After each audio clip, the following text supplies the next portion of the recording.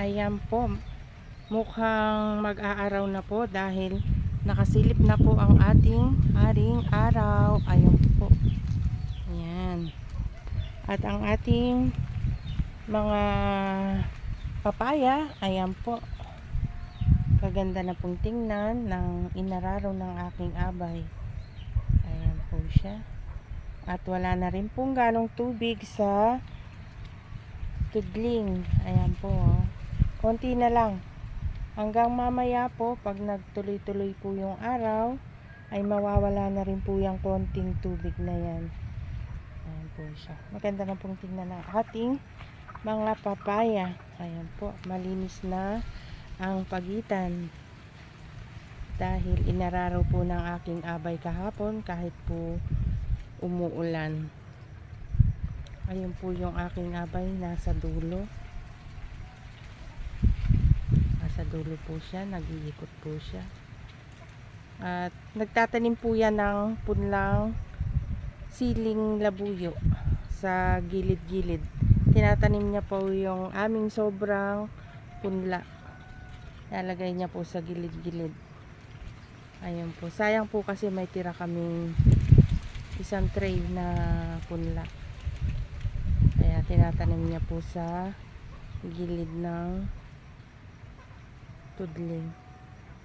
Ayan po siya.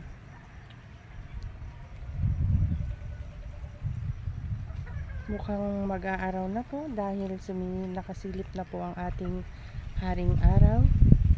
Ayan.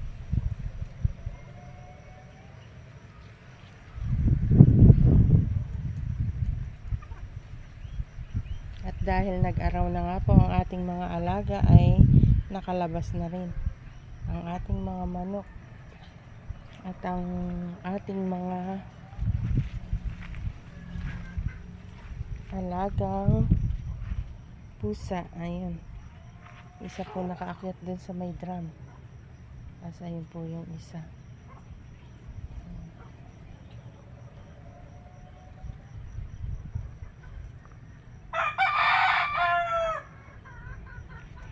Ganda pong tingnan ng aming papaya. Ayan, berding berde. Ayan po.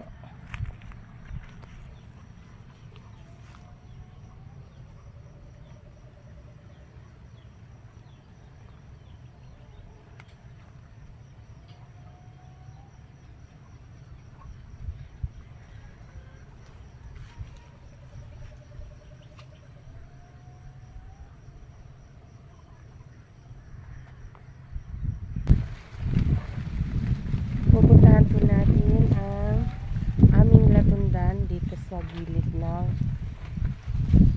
may pispan.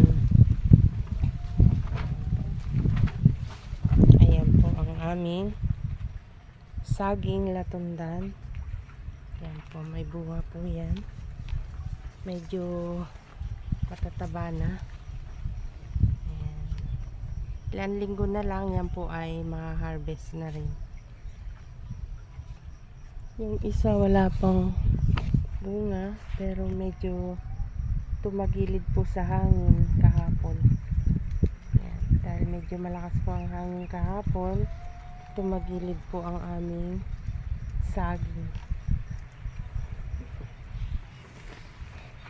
Ay, mukhang hindi pa po mag-aaraw dahil ayan, umaatik na naman. Akala ko po mag-aaraw na dahil nakasilip na ho kanina yung ating haring araw. Yan, dito ho medyo may tubig-tubig pa po dito sa dulo. Ayan pa po yung isang latundan. Yan. Dalawa po yung bunga ng aming latundan. 3 puno lang po yan na nagsupling. Ayan. 3 po yung supling niya. 3 po yung supling ng aming latundan. Pagka ililipat po ng aking abay yan. Ayan po yung aming isang latundan. Mataba na po yung isa na yan.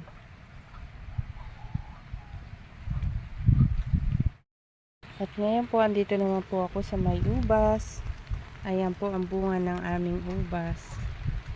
Ayan siya. Ayun pa po yung iba.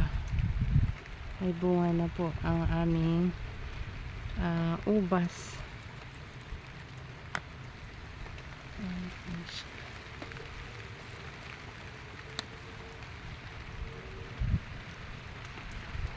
Umaatik na naman po. At ngayon, andito po ako sa aming bayabas. Kukunin ko po yung mga hinog na bayabas. Ito po hinog na, oh. Ayan, hinog na po siya. Binalot ko po ng plastic dahil meron pong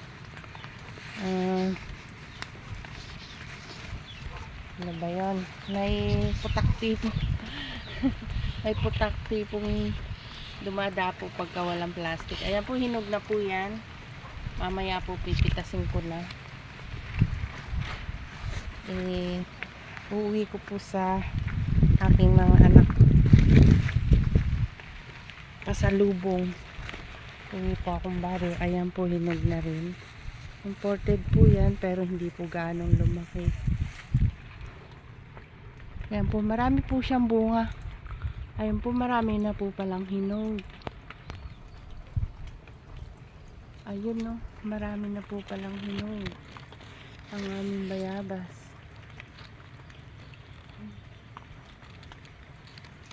Ayun po.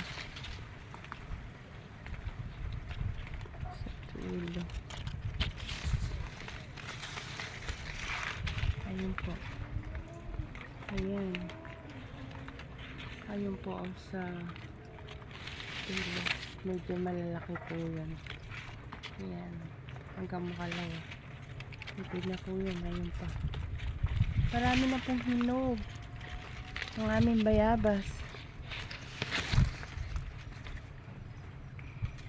Kaya lang ho, hindi ho siya talaga gaano lumaki kagaya no mga nauna kong napitas. Kulang yung panglima ko pong napitas ay kulang 1 kilo po, 8 guhit.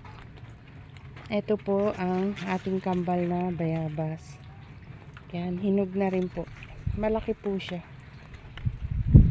Kambal ho yan 3, kaso nalaglag po yung isa dito. Kaya yan, 2 na lang. Maganda po siya, makinis kasi binalot ko po ng plastic. Hindi ho nadapuan ng putakti. Mamaya po pag umuwi po ako, pipitasin ko na po yung mga ito po, pwede na rin pitasin to. Pwede na, makinis ho siya. Ang aking alaga, yan, kahit saan ako magpunta, sunod na sunod. Yan po, mukhang marami po akong maiuwi ngayon sa aking mga anak. Ayun, andun po sa taas yung mga ibang hinog. Cloud. Yan po si Cloud, ang aking pusa.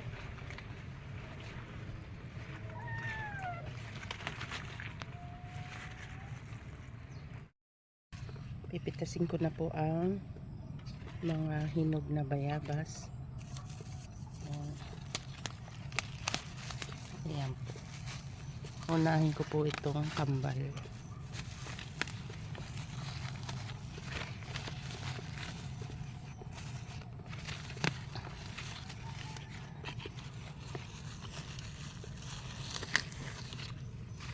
Ayan po.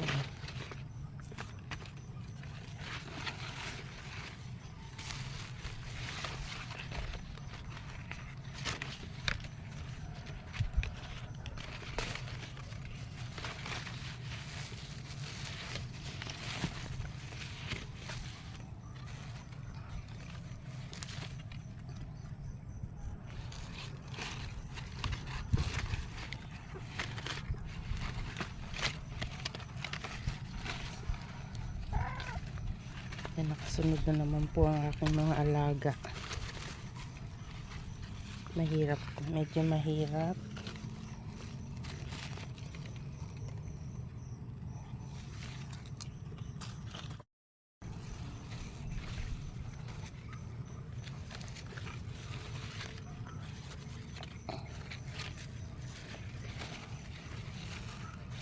Ay.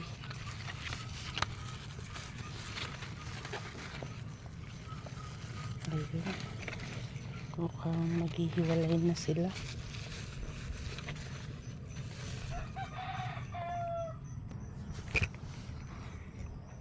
Ayan po, napitas ko na kaso naghiwalay. Naghiwalay ho yung ayan po. Yung isa malaki, yung isa maliit.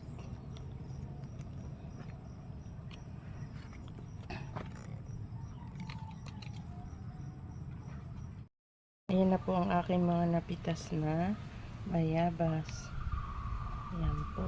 Hindi po gaanong lumaki kasi marami na po siyang bunga. Ayan. Ito lang po yung pinakamalaki. Yung kambal.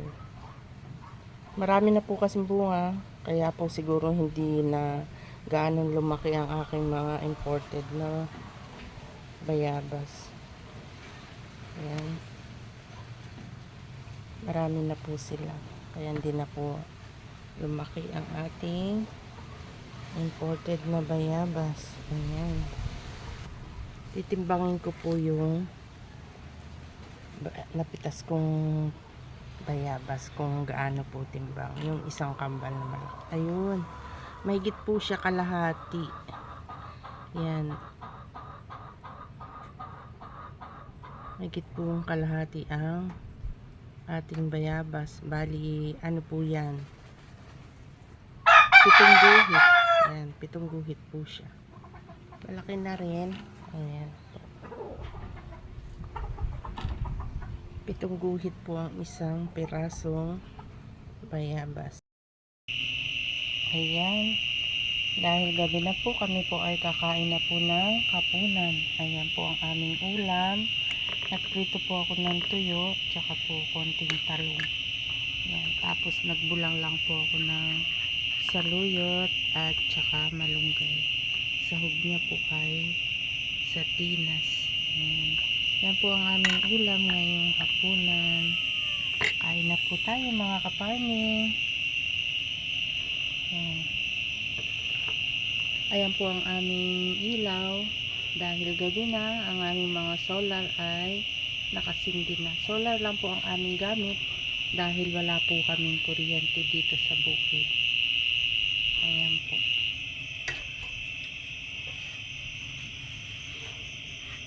Kain na po tayo mga kaparmi.